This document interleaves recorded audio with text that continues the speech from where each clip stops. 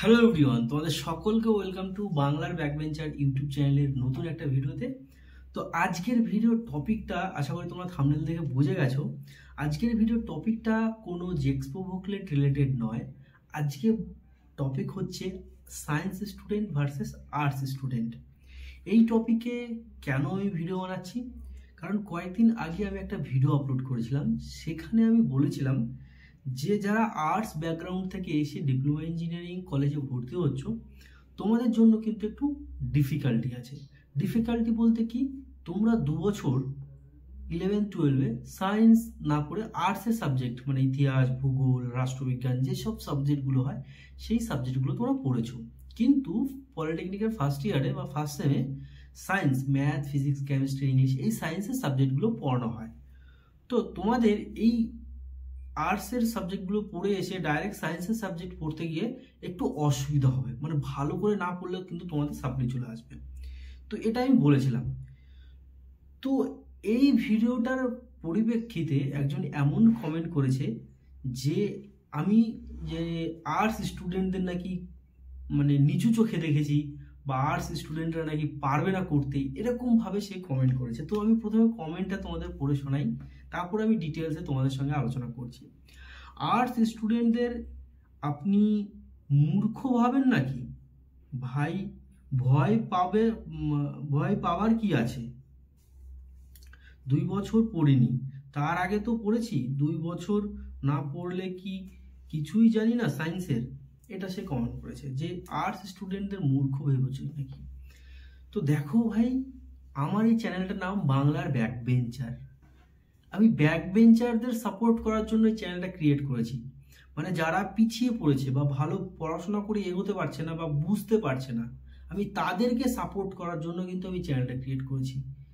Specially তাদের জন্য যে মানে যারা ভাবছে যে আমি পড়াশোনা আমার দ্বারা হবে না, আমি তাদের সাপোর্ট মানে আমি তাদেরকে সাপোর্ট করে যে অ্যাটলিস্ট পড়াশোনাটা চালিয়ে যাও, হবে তোমার দ্বারা। আর তোমরা যদি বলো যে আমি আর্টস স্টুডেন্টদের খারাপ বলছি, যে মূর্খ ভাবছি, এরকম কিন্তু একদমই নয়। তো দেখো, আর্টস স্টুডেন্টদের কীরকম সমস্যা হতে পারে আমি আবার তোমাদের বলেছি। আমি আর্টস স্টুডেন্টদের একবারও মানে মূর্খ বলিনি, ঠিক আছে? আমি যেভাবে বলেছি তোমরা সেটা নেগেটিভভাবে নিয়ে নিয়েছো। তো আমি প্রথমে বলি যে তোমাদের কি সমস্যা হতে পারে। ঠিক আছে, দেখো, যে তোমরা আর্টস ব্যাকগ্রাউন্ডে যেসব পড়াশোনা করেছো সেটা থেকে তোমরা যখন সায়েন্স পড়বে তখন তোমাদের বুঝতে অসুবিধা হবে। ঠিক আছে, কারণ তোমরা 2 বছর ইতিহাস, ভূগোল পড়ে এসছো, ডাইরেক্ট সায়েন্সে এলে তখন একটু সমস্যা হয়। এবার আমি এটা কিভাবে বলছি, কারণ আমি 1 বছর পড়িয়েছি। ঠিক আছে, আর্টস স্টুডেন্ট, সায়েন্স স্টুডেন্ট, কমার্সের স্টুডেন্ট, মাধ্যমিক পাস স্টুডেন্ট সবাই এসে কিন্তু আমাদের ব্যাচে পড়েছে। ফার্স্ট সেমিস্টার, সেকেন্ড সেমিস্টার পড়েছি। তো সেইখানে যখন স্টুডেন্টদের সঙ্গে আমি পড়াতাম বা তাদের সঙ্গে কথা বলতাম, তাদের যে সমস্যা হচ্ছে সেটা যখন আমি অ্যানালাইজ করলাম, মানে দেখলাম যে মানে বেশিরভাগ আর্টস স্টুডেন্টের সমস্যা হচ্ছে, সায়েন্সের স্টুডেন্টদের কিন্তু অতটা সমস্যা হচ্ছে না। আবার যে একটা স্টুডেন্ট এই কমেন্টের রিপ্লাই করেছে যে সায়েন্সের স্টুডেন্ট, সে আবার তাকে রিপ্লাই করছে যে সায়েন্স নিয়ে পড়েছো তো পলিটেকনিক কেন করতে আসছো? এটা আলাদা একটা ব্যাপার, সেটা নিয়ে এখন আর ঢুকছি না। তো তাই বলছি যে আর্টস স্টুডেন্টদের একটু সমস্যা হয়। তো তোমরা এটা ভেবো না যে আমি আর্টস স্টুডেন্টদের মূর্খ ভাবছি বা সেরকম কিছু না। তবে আমি একটা কথা বলবো যে তোমরা যারা আর্টস ব্যাকগ্রাউন্ড আছো, তোমরা এখন পলিটেকনিক লাইনে আসতে চাইছো, দেখো লাইনটা কিন্তু অতটা ইজি না।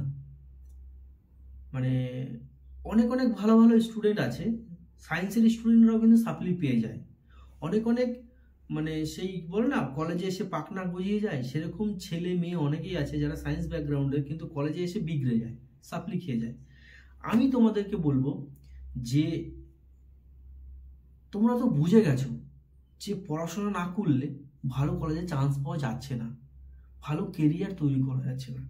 কেন এটাকে একটা লাস্ট চান্স হিসাবে তোমরা নিতে পারবে? মানে ডিপ্লোমাটা এত ভালো করে পড়বো যাতে আমাকে মানে আর্টস সায়েন্সের মধ্যে যে পার্থক্যটা থাকে ওটা যেন আমার মধ্যে না থাকে। মানে আমি যেন সায়েন্সের স্টুডেন্টদের মতো সব কিছুতে, মানে দেখো এখন পৃথিবীতে মানে সায়েন্সের ডিমান্ডটা অনেক বেশি, এখন নয় সারা জীবনেই বেশি। কারণ ফিজিক্স, কেমিস্ট্রি, ম্যাথ এগুলো ছাড়া তুমি কিছুই করতে পারবে না। মানে যে কোনো জায়গায় যে কোনো পরীক্ষা বলো না কেন, ম্যাথ তোমাকে কম্পালসারি লাগবেই লাগবে, ফিজিক্স লাগবেই লাগবে, কেমিস্ট্রি লাগবেই লাগবে, ইংলিশ লাগবেই লাগবে।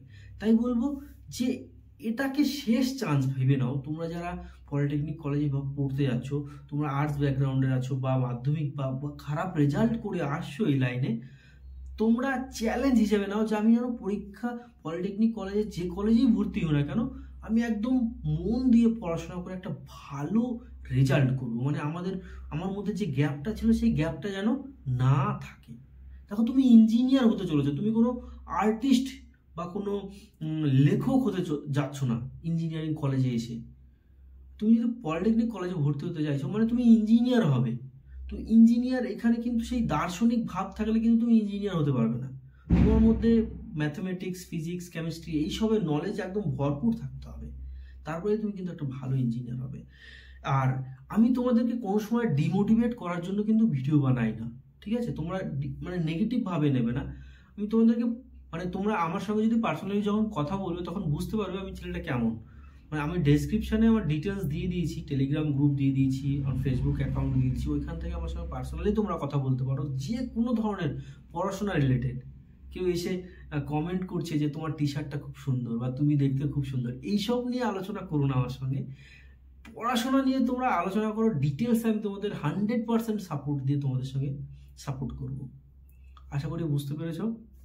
তো আশা করি তোমাদের মধ্যে মানে যে সমস্যাটা ছিল সেটা ক্লিয়ার হয়ে গেছে।